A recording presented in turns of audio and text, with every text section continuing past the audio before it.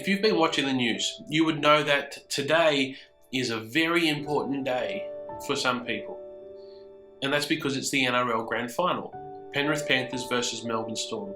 Now, we live on the Blue Mountains, so the area that kind of borders the Penrith area. So there are a lot of Penrith Panthers supporters on the mountain. But I'm going to say something today that might put me in a bit of a vulnerable position with those people. But I don't care who wins. Don't get me wrong, I love watching sports. I'll even watch lawn bowls. It doesn't really matter to me what sport it is. I enjoy watching it. But I don't really follow many teams, but at least not fanatically anyway. I've done most of my growing up adult years in major cities, so Brisbane or Sydney, working in the CBD. And when you work in areas like that, you get people from all over the state, or sometimes all over Australia, coming to work in the one space. And so you often get people who support a lot of different teams. I remember when I was working at Toyota Finance in St Leonard's, in the New South Wales office, nearly every team on the NRL ladder was supported. So very diverse. There's only one place that we've lived in that hasn't been the case, and that's Canberra. Most people in Canberra are die-hard Raiders supporters. I mean, you paint your face green, you know the theme song, you hang flags from your car, you wear flags like a cape, you put it all over your house. I'm talking about bleeding green. It's the only place where it's kind of been like that for us. Today we're continuing our series on the contenders of contentment, where we're looking at those things or those aspects in our life that can get in the way of us feeling content or satisfied. Now, in this passage that we're looking at today from Matthew 22, a question is leveled at Jesus. And basically the question is, should we pay taxes or not? And when I've heard preaching on this passage before, or lessons from this passage before, people have often focused on greed, which of course is a massive, if not the biggest contender of contentment in our world today, is greed. Another thing that they often look at is on politics. Should we abide by the laws of the government, even if we don't agree with them? That might be a fitting question at the moment, given the current political landscape. But that's not the route that we're going to go down today. Because today I think what we're going to look at is something that gets in the way of us feeling content, and that is our allegiances, or where our loyalties lie. And specifically, competing loyalties. What is the most important thing in your life? As you know, Jesus himself said the greatest commandment is to love the Lord your God with all your heart, soul, mind, and strength. So our number one priority, our top allegiance should be to God. But even though we are not of the world, we still live in the world, there are still obligations and responsibilities and different things in our lives that compete with that loyalty that we have to God, that draw us away from our relationship with God. And as much as we might love those other things, God really needs to have top priority. In this passage today, it says, "Then the Pharisees went out and laid plans to trap him in his words. They sent their disciples to him along with the Herodians." So you have these two groups of people, the Pharisees and the Herodians, and these people usually hated each other. They would never work together. This is like Donald Trump and Joe Biden working together, or the Queensland Premier and the New South Wales Premier working together. It just wouldn't happen. But here, it's happening. On one end of the spectrum, you've got the Pharisees, who are deeply proud of their heritage as God's chosen people. They love the law of Moses, they love the temple, but they hate the Romans. They absolutely hated them because they were oppressors of God's chosen people. And so they longed for the day when the Messiah would come and would liberate them from their Roman oppressors. On the opposite end of the spectrum, you have the Herodians. Now, the Herodians were great supporters of King Herod. Makes sense, Herod, Herodians.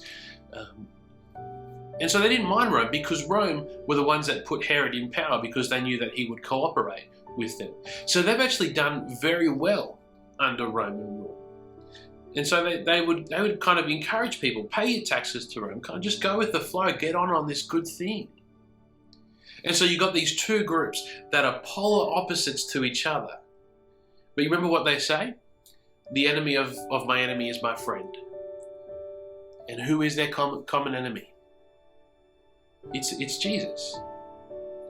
And so they work at this plan to try to trap him, to get him to say something treasonous or rebellious or anti-Semitic, to get him arrested or to get him into trouble.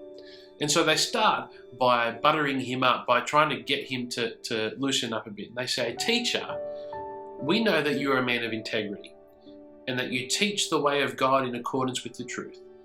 You aren't swayed by others because you pay no attention to who they are." The funny thing is, what they were saying is completely true, even if they didn't believe it.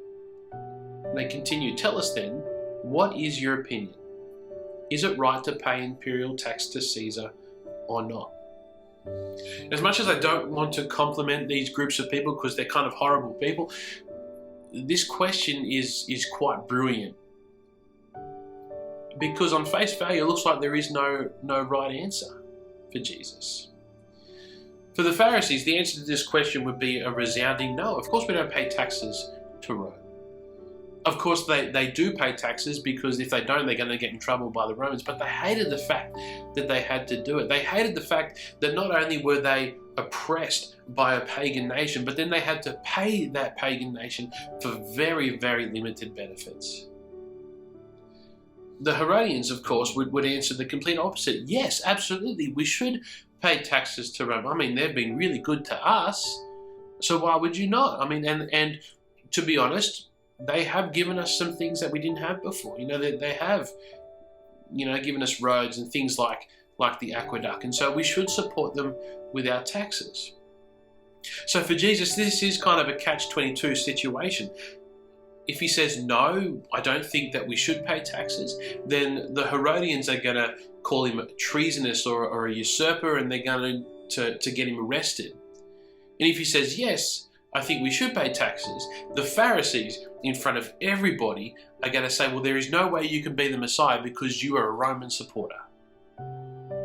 So for Jesus, there is no right answer. If he says yes, he loses. If he says no, he loses. So it's a brilliant question, very well thought out question. I think it's a question that any lawyer would be proud about. But God's wisdom is far above ours, and Jesus knows exactly what's going on. But Jesus, knowing their evil intent, said, "You hypocrites, why are you trying to trap me? Show me the coin used for paying the tax." They brought him a denarius. If you look at our coins in Australia, you would see that it has the word Australia on it, and it's got the picture of the old lady. So saying that this coin, it belongs to the nation of Australia. In Jesus' time, a denarius would have the image of Emperor Tiberius on the front of it. And it would also have this inscription, Divus et Pontifex Maximus. My Latin is fantastic. And that means that God and highest priest. So no wonder the Pharisees hated paying taxes to the Romans. And so Jesus asks them, whose image is this? And whose inscription? Caesar's, they replied. There's no arguing with it. It is Caesar's image. Then he said to them, so give back to Caesar's what is Caesar's. It's his coin. Give it to him. Now, this is where most people spend majority of time in this passage, or where people place the greatest emphasis. And absolutely, as Christians, we need to fulfill our obligations to the government. We need to be good citizens of our nation, as by doing so, we're going to be good witnesses for God to the world. But it seems that we often put greater emphasis on this first part of Jesus' answer, and it's almost as if we forget the second part of Jesus' answer.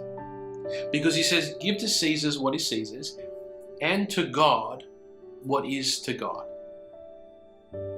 Whose image was on the coin? Caesar's.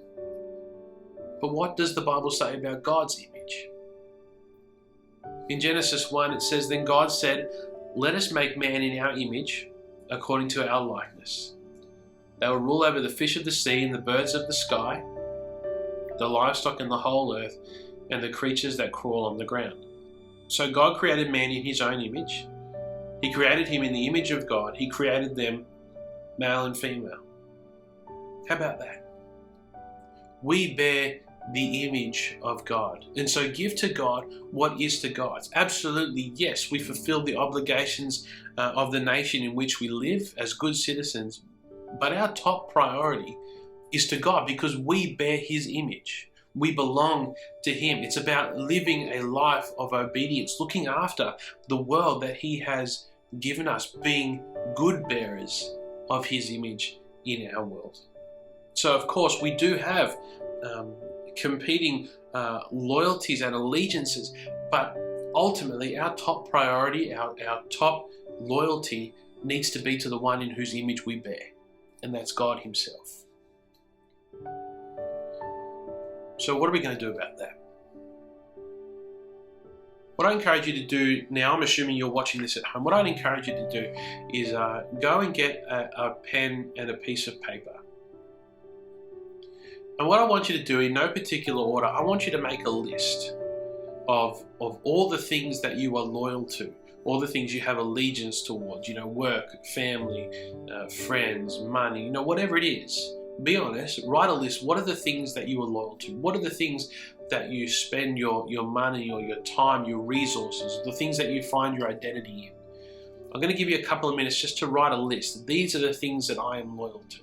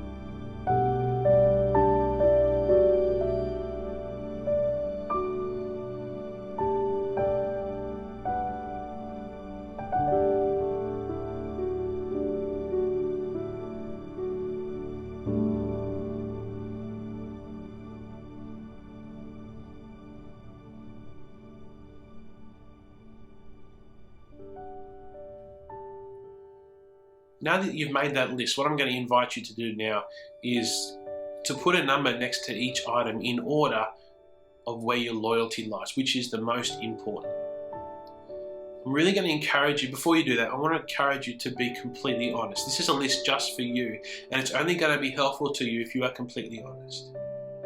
I know as Christians, we know what the right answer is, and we know that God should be our top priority. He should have our greatest loyalty.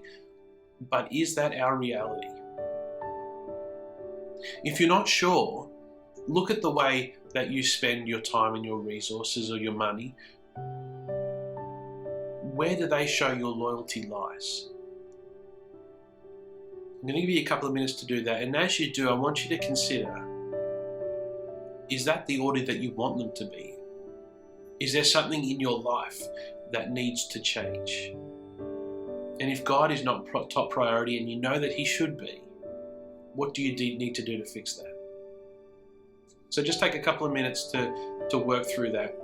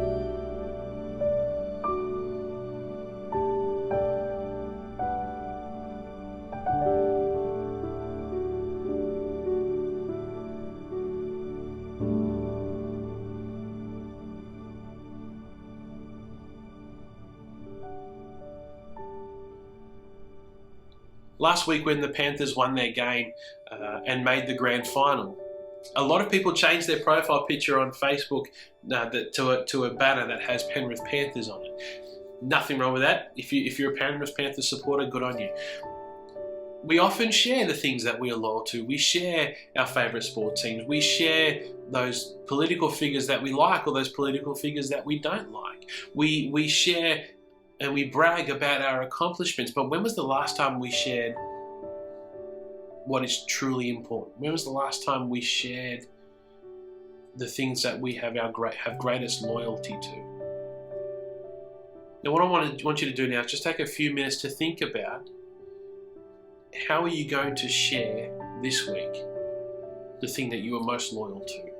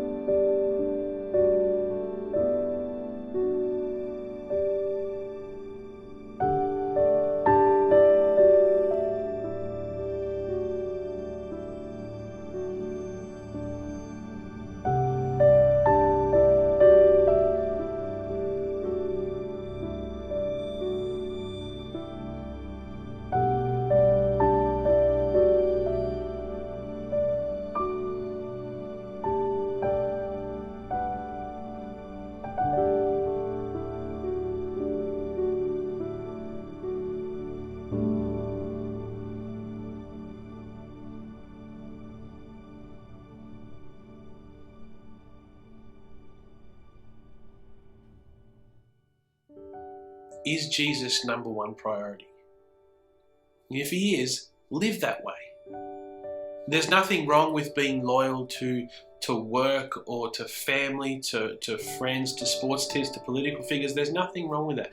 But nothing can take the place of God as number one.